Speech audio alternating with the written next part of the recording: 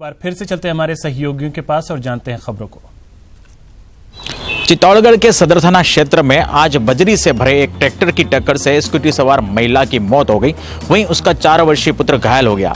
घटना को लेकर आक्रोशित लोगों ने जिला चिकित्सालय में हंगामा खड़ा कर दिया। शहर के समीपस्थ धनैत गांव की निवासी संतरा अपने 4 वर्षीय पुत्र के साथ शहर के सेहती स्थित पीहर जाने के लिए स्कूटी से निकली। उस दौरान धनैत पुलिया पर बजरी से भरे एक ट्रैक्टर ने स्कूटी को चपेट में ले लिया, जिससे संतरा बेसुध हो गई, वहीं उसका पुत्र घायल हो गया। घटना के दौरान ट्रैक्टर ट्रॉली सहित अनियंत्रित होकर पानी से भरे निकट में पलट गया, वहीं चालक मौके से भाग छूटा। घटना के समय मौके पर लोगों की भीड़ जमा हो गई। इधर मां बेटे को लोगों की मदद से जिला चिकित्सालय लाया गया, जहां चिकित्सकों ने संतरा को मृत घोषित कर दिया। धनैत गांव के लोगों को घटना की जानकारी मिलने पर जिला चिकित्सालय के शवगृह के बाहर लोगों की भीड़ जमा हो गई, जिन्होंने ट्रैक्टर चालक के खिलाफ कार्रवाई और उचित मुआवजे की मांग को लेकर शव लेने से इंकार करते हुए हंगामा खड़ा कर दिया। आक्रोशित लोगों ने चिकित्सालय के बाहर टायर जलाकर प्रदर्शन करने के साथ ही मार्ग में जाम भी लगा दिया। व्यापारी से लूट और हत्या के मामले में 8 दिन बाद भी है पुलिस के हाथ खाली। आरोपियों की गिरफ्तारी की मांग को लेकर सिंधी समाज में फैला आक्रोश। मौन जुलूस निकाल कर जताया विरोध। 6 मार्च का दिया अल्टीमेटम। अजमेर के आगरा गेट पर पिछले दिनों हुई व्यापारी से लूट और हत्या की वारदात के बाद आरोपियों की गिरफ्तारी नहीं होने के कारण सिंधी समाज में भारी आक्रोश है, जिसके चलते समाज ने आज मौन जुलूस निकालकर अपना विरोध जताया और आरोपियों की शीघ्र गिरफ्तारी की मांग को लेकर जिला कलेक्टर और एसपी को ज्ञापन सौंपा। समाज के लोगों ने प्रशासन को 6 मार्च तक का समय दिया है और यदि फिर भी आरोपी गिरफ्तार नहीं होते हैं तो आगे आंदोलन को विस्तार दिया जाएगा। इस मौके पर मृतक व्यापारी की पत्नी ने इंसाफ नहीं मिलने की सूरत में आत्महत्या करने की भी चेतावनी दी। वहीं विधायक वासुदेव देवनानी ने भी मामले को लेकर मुख्यमंत्री को लेटर लिखकर कानून व्यवस्था की मजबूती की मांग की है। भरतपुर के जनाना अस्पताल में प्रसूता की मौत पर परिजनों ने जमकर हंगामा किया। परिजनों ने चिकित्सकों पर इलाज में लापरवाही बरतने का आरोप लगाया। सूचना पर पहुंची पुलिस ने समझाइश कर मामला शांत कराया। गांव की रहने वाली प्रसूता देवेंद्री को कल शाम अस्पताल में भर्ती कराया गया था और उसने ऑपरेशन से एक स्वस्थ बेटी को जन्म दिया था। आज दोपहर को अचानक प्रसूता की तबीयत बिगड़ गई और जब तक चिकित्सक उसका इलाज करते उससे पहले ही उसने दम तोड़ दिया। परिजनों ने अस्पताल में कार्यरत डॉक्टर और स्टाफ पर इलाज में लापरवाही बरतने का आरोप लगाया और करीब 1 घंटे तक बाढ़ में हंगामा किया। हंगामा की वजह से बाढ़ में अन्य भर्ती प्रसूताओं को भी परेशानी का सामना करना पड़ा। करीब 1 घंटे बाद पहुंची पुलिस ने समझाइश कर मृत प्रसूता के शव को बाढ़ से बाहर निकलवाया। राजस्थान प्रशासनिक सेवा के अधिकारियों की शादियां लाखों रुपए के दहेज और चमक दमक के साथ बड़े लोगों की मौजूदगी में होती दिखाई देती हैं। लेकिन राजस्थान प्रशासनिक सेवा में चयनित और बिक्री कर अधिकारी विवेक बंसल ने हिंडौन में चल रहे 108 कुंडीय गायत्री महायज्ञ में बिना बैंड बाजे, दहेज व दिखावे के शादी कर एक मिसाल पेश की है। वैदिक परंपरा अनुसार लगभग 5000 लोगों की मौजूदगी में हिंडौन निवासी विवेक बंसल का चित्रल गुप्ता के साथ विवाह संस्कार 108 कुंडी के महायज्ञशाला में संपन्न हुआ। शांति कुंज हरिद्वार के प्रतिनिधि श्री परमेश्वर साहू ने खर्चीली शादियों को दरिद्रता और बेईमानी का कारण बताया। उन्होंने कहा कि यदि बर्बादी रोकनी है तो खर्चीली शादियों को बंद करना होगा। कन्या भ्रूण जैसे जघन्य अपराधों को रोकने का यही सशक्त उपाय है। विवाह संस्कार शांति कुंज के परमेश्वर साहू द्वारा वैदिक मंत्रोच्चारण के माध्यम से कराया गया। ख्वाजा गरीब नवाज के 807वें उर्स की तैयारियों में जुटा प्रशासन। ज़ायरीन सुविधाओं और सहूलतों का रखा जाएगा खास ध्यान। लेकिन पुलवामा आतंकी हमले के बाद इस बार नहीं आएगा पाकिस्तान से ज़ायरीन का विशेष जत्था। मार्च महीने में शुरू होने वाले सूफी संत ख्वाजा गरीब नवाज के उर्स मेले को लेकर आज संभागीय आयुक्त एलन मीणा की अध्यक्षता में बैठक हुई, जिसमें सभी विभागों के अधिकारी सहित दरगाह कमेटी और खादिम समुदाय के प्रतिनिधि शामिल हुए। बैठक में मेले की व्यवस्थाओं और ज़ायरीन की सुविधाओं को लेकर विस्तार पूर्वक चर्चा की गई और सभी विभागों को उचित दिशा निर्देश जारी किए गए। संभागीय आयुक्त मीणा ने मीडिया से बातचीत में कहा कि उर्स मेले में पूरी दुनिया से लाखों ज़ायरीन आते हैं और उनको बेहतर सुविधा देना प्रशासन का दायित्व है, इसलिए उर्स में किसी प्रकार की कोई परेशानी नहीं आए, इसको लेकर सभी तैयारियों की समीक्षा की गई है। वहीं बैठक में खादिम समुदाय ने भी अपनी ओर से विचार रखे। पुलवामा आतंकी हमले के बाद इस बार उर्स में पाकिस्तान की ओर से आने वाला ज़ायरीन का विशेष जत्था अजमेर नहीं पहुँचेगा। विश्व कीर्तिमान बनाकर ISSF वर्ल्ड कप में गोल्ड मेडल जीतने वाली अपूर्वी चंदेला का आज जयपुर पहुंचने पर खेल प्रेमी ने जोरदार स्वागत किया। एयरपोर्ट से लेकर के SMS स्टेडियम तक रैली निकालकर उनका स्वागत किया गया। अपूर्वी चंदेला ने कहा कि अब उनका अगला टारगेट अगले 3 वर्ल्ड कप के साथ ओलंपिक भी होगा। शूटर अपूर्वी चंदेला का आज जयपुर पहुंचने पर खेल प्रेमियों ने स्वागत किया और एयरपोर्ट से लेकर एसएमएस स्टेडियम तक रैली निकालकर उनकी सफलता का जश्न मनाया गया। यूथ हॉस्टल में राजस्थान स्पोर्ट्स वेलफेयर सोसाइटी की ओर से सम्मान समारोह हुआ, जहाँ विधायक राजकुमार शर्मा, राजस्थान राइफल एसोसिएशन के पदाधिकारी मौजूद रहे। अपूर्वी ने नई दिल्ली में हुए शूटिंग वर्ल्ड कप में महिलाओं की 10 मीटर एयर राइफल इवेंट में गोल्ड मेडल जीता था। अपूर्वी ने वर्ल्ड रिकॉर्ड बनाते हुए फाइनल में 252.9 अंक हासिल किए। इस दौरान न्यूज 18 से बातचीत में उन्होंने कहा कि आगामी 3 वर्ल्ड कप और ओलंपिक के लिए उनकी तैयारियां जारी रहेगी। दिल्ली में लोकसभा चुनाव को लेकर कांग्रेस ने 3 दिनों तक उम्मीदवारों के नाम पर मंथन किया। मिशन 25 को लेकर चले इस मंथन के बाद प्रभारी अविनाश पांडे ने कहा कि पिछले 3 दिन में 25 लोकसभा सीटों का अवलोकन कर संगठन की तैयारियों का जायजा लिया गया। स्क्रीनिंग कमेटी की बैठक में प्रत्येक सीट पर विस्तृत रूप से चर्चा की गई।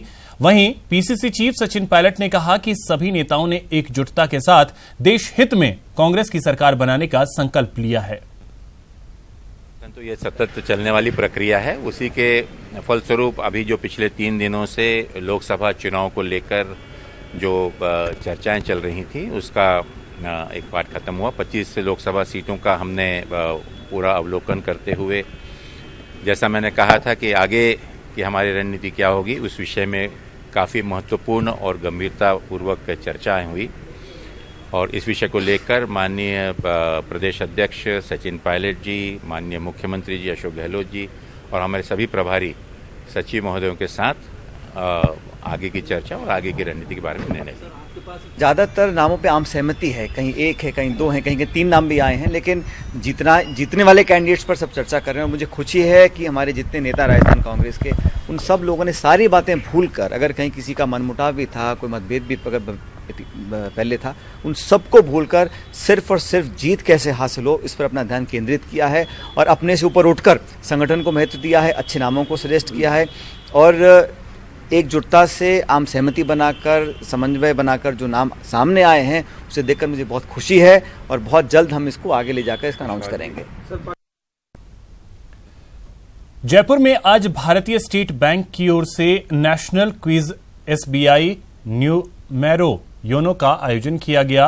MNIT के सभागार में आयोजित इस प्रतियोगिता में कॉलेज स्टूडेंट्स की 52 टीमों ने हिस्सा लिया।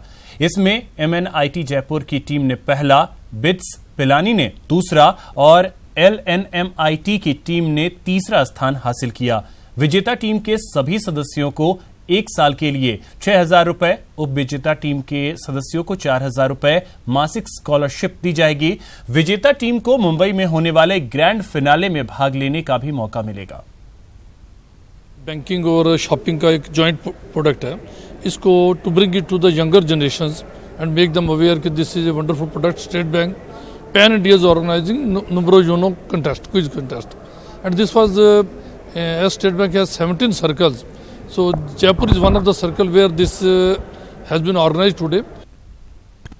शराब लाइसेंस की आखिरी डेट बढ़ाने और आबकारी विभाग द्वारा जारी शराब लाइसेंस के नए बंदोबस्त को लेकर आवेदन लगातार आ रहे हैं। नई आबकारी नीति और धरोहर राशि समाप्त करने से आवेदनों की संख्या में इजाफा हो रहा है और इस बार आवेदन अधिक आने की संभावना है। डेट बढ़ने के बाद आज सुबह से ही विभाग के सर्वर पर ऑनलाइन आवेदन मिलने की जो संख्या है वो बढ़ गई है, जिससे सर्वर बिजी चल रहा है। हमने ऑनलाइन एप्लीकेशंस को भी इस बार बढ़ावा दिया है। हमने ई मित्र के माध्यम से जो सेवाएं हैं वो देने से करीब रियल टाइम में 66 मतलब बहुत सारा परसेंट 20-25% लोग इसको ई मित्र की सेवाओं का लाभ उठा रहे हैं। अभी भी हमने ई मित्र के माध्यम से जो आवेदन आ रहे हैं उसमें इमीडिएटली उनका ऑनलाइन पेमेंट हो जाने से वेरिफिकेशन हो जाता है, इसीलिए उनको लॉटरी नंबर सीधे ही मिल जाता है। जो लोग ऑनलाइन अप्लाई कर रहे हैं उन लोगों को कार्यालय के चक्कर लगाने की जरूरत नहीं है। अर्थात पेमेंट वेरिफिकेशन करने के लिए 2 तरीके से आवेदन तो सारे 100% ऑनलाइन हो गए। राजसमंद में लड़की से मारपीट का एक वीडियो वायरल हो रहा है। वीडियो में लड़की को पेड़ से बांधकर पीटा जा रहा है। लड़की पर आत्मदाह करने की कोशिश का आरोप लगाया जा रहा है। कुंभलगढ़ के मेलावड़ी गांव का ये वीडियो बताया जा रहा है।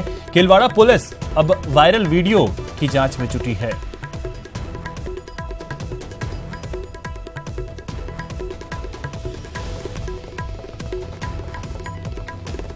तो ये केलवाड़ा पुलिस अब इस वीडियो की जांच में जुटी है और राजसमंद में लड़की से मारपीट का ये वीडियो जो है वो इन दिनों वायरल हो रहा है। भारत पाकिस्तान के बीच तनाव की स्थिति में आज सीमावर्ती इलाके जैसलमेर के दामोदरा गांव से एक संदिग्ध युवक को सुरक्षा एजेंसियों ने दबोचा है। संदिग्ध हारून रशीद रांची झारखंड का बताया जा रहा है। सुरक्षा एजेंसियों ने संदिग्ध को सम पुलिस को सौंप दिया है। सम पुलिस संदिग्ध से पूछताछ कर रही है। लोकसभा चुनाव को लेकर चुनाव आयोग हर रोज नया कार्यक्रम चला रहा है। दौसा में भी एक नया तरीका अपनाया गया।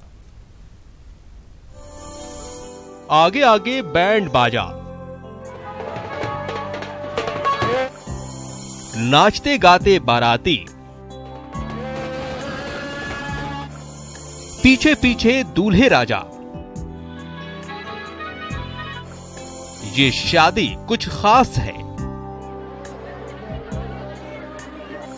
शादी में 7 नहीं 8 फेरे।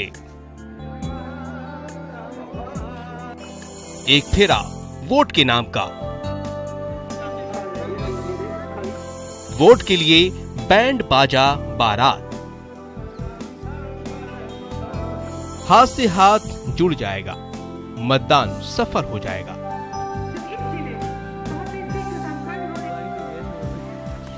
शादी के साथ संकल्प एकदम साफ है। दूल्हा आशीष और दुल्हन नम्रता ने 7 नहीं बल्कि 8 फेरे लिए, जिसमें 7 फेरे जीवन साथी के साथ बंधन के और 8वां फेरा लोकतंत्र के महापर्व में भागीदारी का महत्व इसमें दर्शाया गया है। और जिस तरह से नवविवाहित दूल्हे दुल्हन को यहाँ पर मंत्रोच्चारण करके उनका विवाह किया गया है और उसमें संदेश यही दिया गया है कि जो 7 मंत्र है उनके बाद में एक 8वां मंत्र दिया गया है और ये 8वां मंत्र है कि आप अपना वोट एक पवित्र कार्य समझ के वोट आप जरूर करें। जितनी शादी अनोखी है उतना ही अनूठा है शादी का गिफ्ट। जी हाँ, शादी में नवविवाहित जोड़े को कन्यादान में ईवीएम दी गई। दूल्हा दुल्हन ने भी फौरन वोट डाला।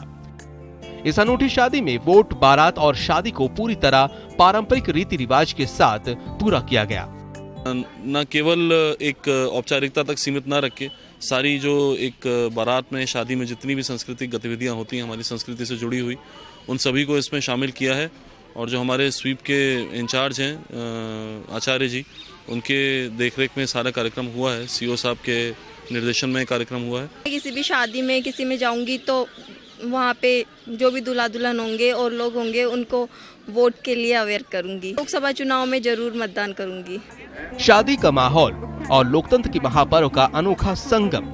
मतदाताओं को जागरूक करने के लिए इससे बेहतर तरीका भला क्या हो सकता है। समारोह भी हुआ, छोटे से बड़े समारोह में शरीक हुए और सीधे सीधे संदेश भी दिया गया ताकि लोकतंत्र के महापर्व में ज्यादा से ज्यादा लोग शामिल हो, मतदान कर लोकतंत्र के महापर्व को सफल बनाएं। न्यूज़ 18 राजस्थान के लिए दौसा से आशीष की रिपोर्ट। जापानी स्टूडेंट्स का एक दल इन दिनों झुंझुनू आया हुआ है। 10 दिनों के लिए विजिट के दौरान ये लोग भारतीय संस्कृति और परंपराओं से रूबरू होंगे।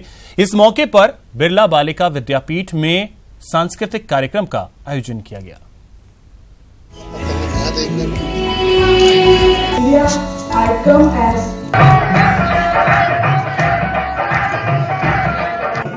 किसी भी देश की सभ्यता और संस्कृति को जानने समझने का सबसे सशक्त माध्यम है वहाँ का साहित्य, संगीत और कला। झुंझुनू के बिट्स पिलानी में ऐसा ही एक शानदार आयोजन देखने को मिला। मौका था इंडो जापानी स्टूडेंट्स एक्सचेंज कार्यक्रम का।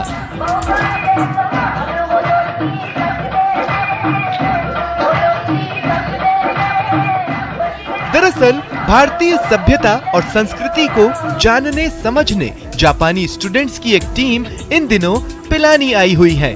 ये दल बिट्स पिलानी के मानविकी और समाज विज्ञान विभाग के लॉग स्टडी इंडिया कार्यक्रम के तहत 10 दिन तक यहाँ रहकर भारतीय संस्कृति से रूबरू होगा।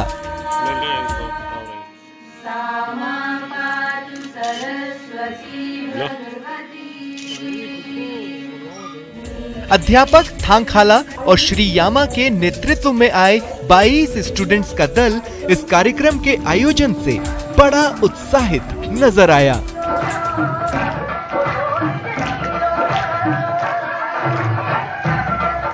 बिरला बालिका विद्यापीठ में आयोजित इस कार्यक्रम में प्राचार्य डॉक्टर एम कस्तूरी ने जापानी स्टूडेंट्स के दल का स्वागत करते हुए उन्हें भारतीय संस्कृति की जानकारी दी।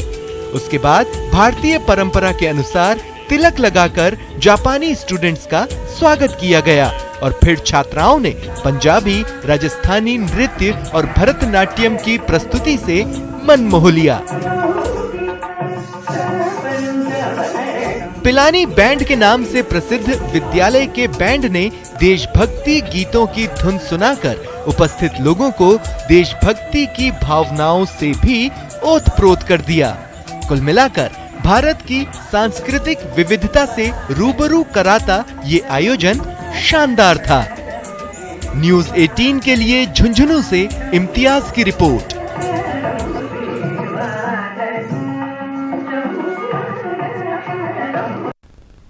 इसी के साथ इस बुलेटिन में इतना ही। नमस्कार।